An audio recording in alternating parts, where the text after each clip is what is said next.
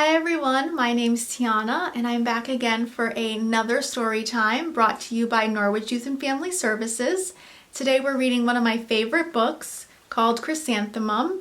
I thought it'd be a good book since it touches base on bullying, and I know a lot of people have gone through bullying in the past or maybe going through it right now.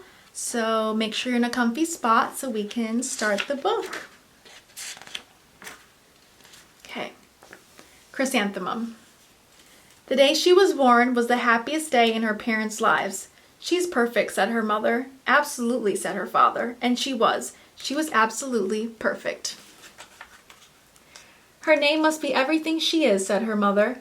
"Her name must be absolutely perfect," said her father. And it was. Chrysanthemum. Her parents named her Chrysanthemum. Chrysanthemum grew and grew and grew.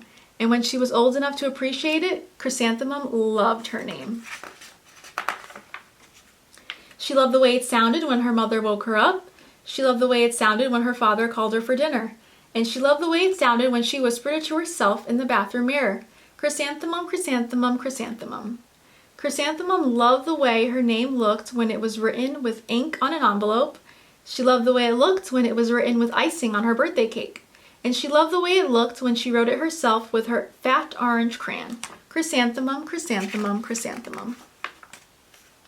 Chrysanthemum thought her name was absolutely perfect. And then school started. On the first day, Chrysanthemum wore her sunniest dress and her brightest smile. She ran all the way to school. "Hooray," said Chrysanthemum, "school." But when Mrs. Chudd took roll call, everyone giggled upon hearing Chrysanthemum's name. "It's so long," said Joe. "It scarcely fits on your name tag," said Rita, pointing. "I'm named after my grandmother," said Victoria. "You're named after a flower." Chrysanthemum wilted. She did not think her name was absolutely perfect. She thought it was absolutely dreadful. The rest of the day was not much better. During nap time, Victoria raised her hand and informed Mrs. Chudd that Chrysanthemum's name was spelled with 13 letters. "That's exactly half as many letters as there are in the entire alphabet," Victoria explained. "Thank you for sharing that with us, Victoria," said Mrs. Chudd. "Now put your head down." "If I had a name like yours, I'd change it," Victoria said, as the students lined up to go home. "I wish I could," thought Chrysanthemum. "Welcome home," said her mother. "Welcome home," said her father. "School is no place for me," said Chrysanthemum. "My name is too long. It scarcely fits on my name tag, and I'm named after a flower." "Oh, psh," said her mother. "Your name is beautiful, and precious, and priceless, and fascinating, and winsome," said her father. "It's everything you are," said her mother. "Absolutely perfect." Chrysanthemum felt much better after her favorite dinner, macaroni and cheese with ketchup, and an evening filled with hugs, kisses, and parcheesi. That night, Chrysanthemum dreamed that her name was Jane. It was an extremely pleasant dream. The next morning, Chrysanthemum wore her most comfortable jumper. She walked to school as slowly as she could. She dragged her feet in the dirt. "Chrysanthemum, chrysanthemum, chrysanthemum," she wrote. "She even looks like a flower," said Victoria as Chrysanthemum entered the playground.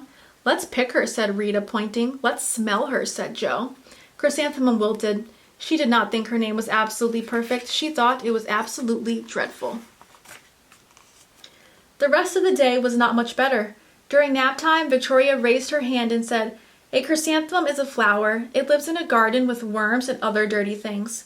"Thank you for sharing that with us, Victoria," said Mrs. Chudd. "Now put your head down." "I just cannot believe your name," Victoria said as the students lined up to go home. "Neither can I," thought Chrysanthemum miserably.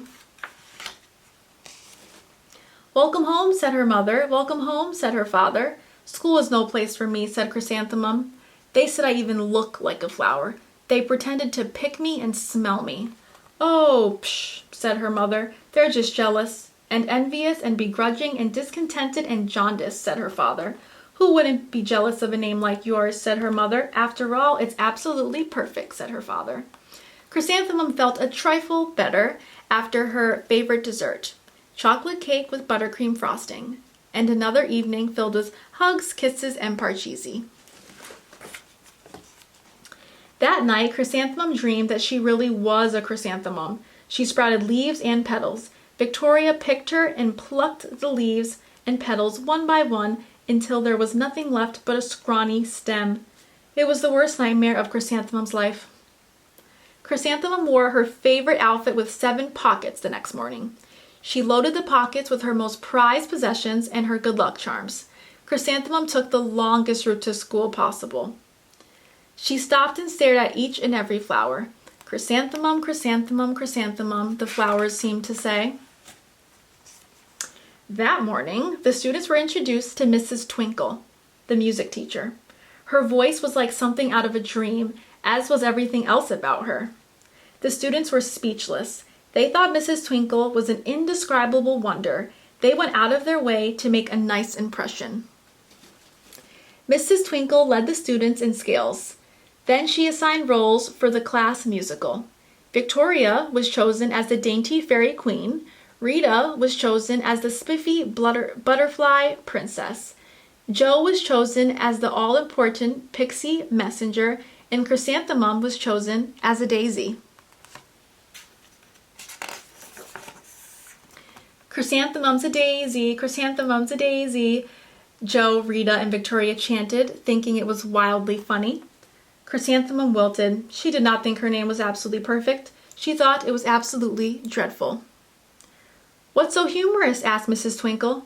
"Chrysanthemum," was the answer. "Her name is so long," said Jo. "It scarcely fits on her name tag," said Rita, pointing. "I'm named after my grandmother," said Victoria. "She's named after a flower." "My name is long," said Mrs. Twinkle. "It is?" said Jo. "My name would scarcely fit on a name tag," said Mrs. Twinkle. "It would?" said Rita, pointing. "And," said Mrs. Twinkle, "I'm named after a flower too." "You are?" said Victoria. "Yes," said Mrs. Twinkle. "My name is Delphinium Twinkle. And if my baby is a girl, I'm considering Chrysanthemum as a name. I think it's absolutely perfect." Chrysanthemum could scarcely believe her ears. She blushed, she beamed, she bloomed. Chrysanthemum, chrysanthemum, chrysanthemum. Jo, Rita, and Victoria looked at Chrysanthemum longingly. "Call me Marigold," said Jo. "I'm Carnation," said Rita, pointing. "My name is Lily of the Valley," said Victoria. Chrysanthemum did not think her name was absolutely perfect. She knew it. All right, so that is the end of the story. I hope you enjoyed it as much as I did, and I hope to see you soon for another story time. Thanks, bye.